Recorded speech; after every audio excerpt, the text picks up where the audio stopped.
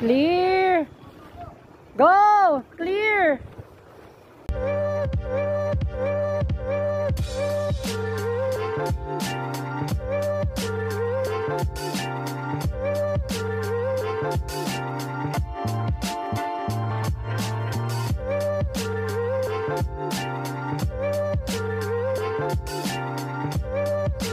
Tamang tambay lang kami sa Great Wall of Molino. Nahanip na lang si Jelly. Then 3 na kami pa uwi. Dire-diretso na, walang pahinga na to.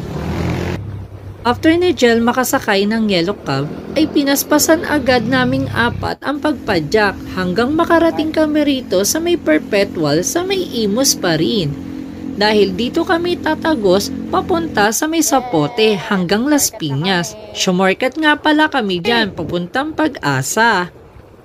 Smooth naman yung tinatahak naming kalsada dito hanggang makarating nga kami dito. Ilang saglit nga lang ay may downhill, kaso yung pababa niya ay may intersection. Inantay muna namin na maglabasan yung mga sasakyan at tinignan namin kung clear na ba siya. Nung clear na siya ay pinaspasan na namin bumaba. Sobrang saya talaga kapag may downhill. Guys, shortcut kami rito sa may Pag-asa. Sa labas nito Las Piñas. Sayang, smooth. Ayun na si Marcos. Saya. At nakarating na nga kami dito sa may barangay na ito.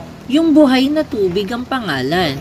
At sobrang saya namin kasi sobrang smooth ng kalsada nila. At nadaanan namin tong Pure Gold. At tuwang-tuwa kami dahil hindi namin na-expect na ganito kaganda ang kalsada dito. Ilang saglit nga lang ay may dinaanan kaming tulay na sobrang dilim at walang masyadong bahay. Medyo creepy pero ang saya. Vibes ng lugar. So, relax mo after being show. Wala masyadong bahay. Kami lang talaga literal. Literal na kami lang. Diyos ko. Tuloy-tuloy lang ang aming pagpadyak dyan.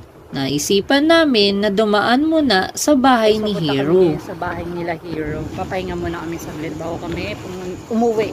Papuntang Alaka. So, ayan guys, binigyan kami ni Hero ng bearings. Ang dami niyang bearings. So, ayan. So, yung akin nakuha ko na. And then, binigyan pa ako ng 80mm na gulong. So, 2 days lang daw niya to ginamit. So, ayan, ang ganda. At least, diba, save tayo sa budget. Pahatid kami ni Hero. Anyway, thank you Hero sa mga wheels and bearings. Nakasave ako. Katapos namin magpahinga ay pumadyak agad kami papalabas ng highway.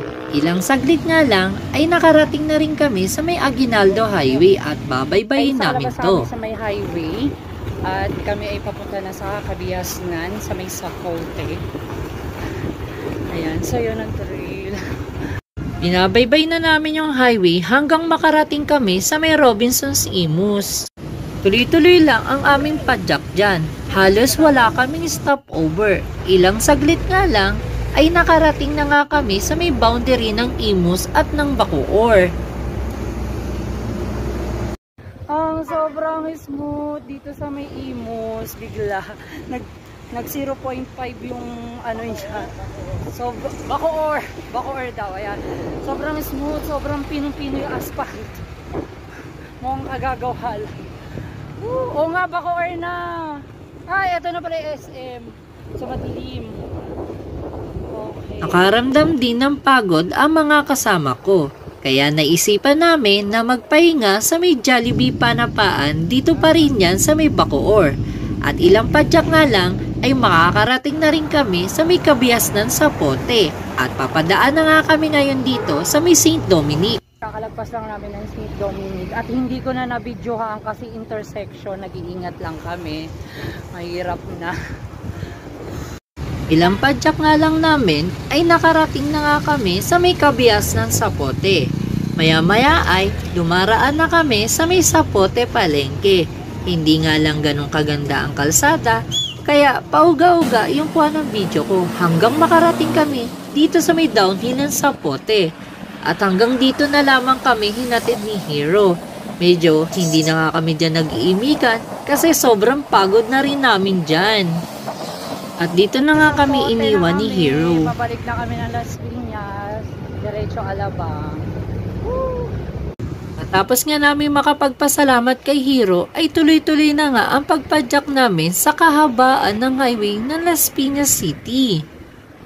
Ilang padyak nga lang ay nasa SM na kami. Sa ikalawang SM ng Las Piñas, sa SM Hypermarket.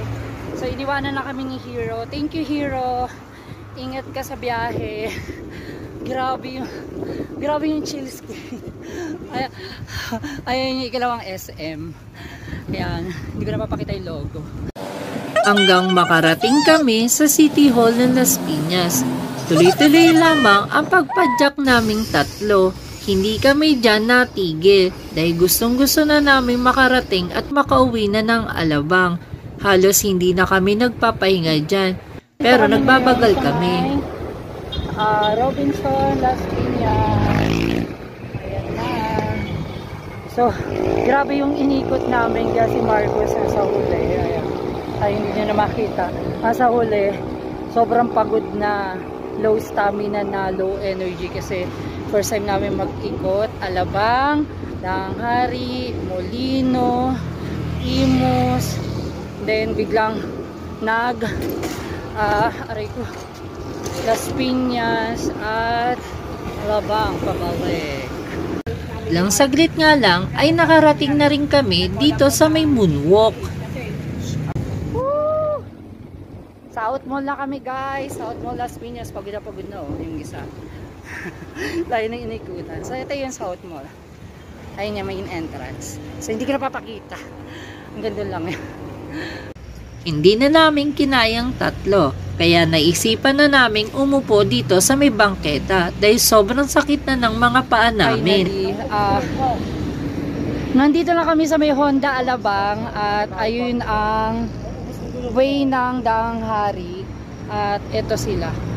Ayan, mga nagpapahinga. Ngayon nagpapang-audition lang kami kasi downhill dito sa may harap ng ATC. Baka di kayanin ang paa namin dahil kanina pa kami pumapadyak. Mula Danghari hanggang Imus, dire-diretso. Ano guys, hanggang dito na lamang dahil sobrang sakit na talaga ng mga paa namin at hindi ko na itutuloy yung kwento dahil tinuloy-tuloy pa rin namin yan hanggang papauwi sa may Muntinlupa. Hindi rin biro yung kilometrong tinahak namin ha. Mula Danghari, Molino, Imus, Bacoor, Las Piñas, Alabang at Muntinlupa. So hanggang dito na lamang. Sana nag-enjoy kayo sa journey namin. Paalam!